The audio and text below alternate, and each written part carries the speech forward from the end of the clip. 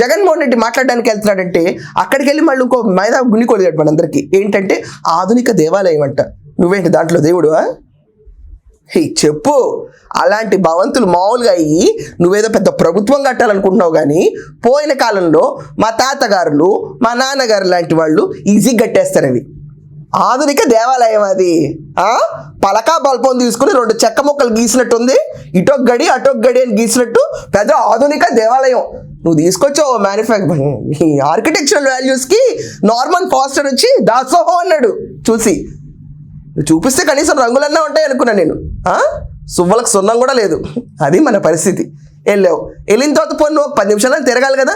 కరెక్ట్గా చెప్పాడండి. ఒక్క మాట మాత్రం నిన్న 52.1 ఎకరాల్లో కట్టామని. దేవుడా, ఇక్కడ కూడా అన్యాయం చెప్తామేమో అనుకున్నా. పోనీ ఇలా భవంతుల లోపలేం తిరిగావా?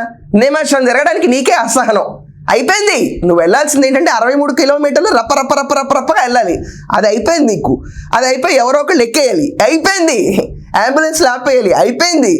నీ ఛానల్లో పోటీ చేయడానికి జూమ్ చేసుకుని అరాకొర మనుషులు గుంపులుగా వస్తారని అదే రిపీటెడ్గా రికార్డెడ్ వీడియో వేసుకోవాలి. అయిపోయింది. మన పర్పస్ అయిపోయింది. ఇప్పుడు ఈ నర్సీపట్నం కాలేజ్ నేనేం చేసుకోవాలి? ఎంతసేపు నుంచోవాలి ఇక్కడ? తొందరగా చేద్దాం అనుకుని వెళ్తాడు.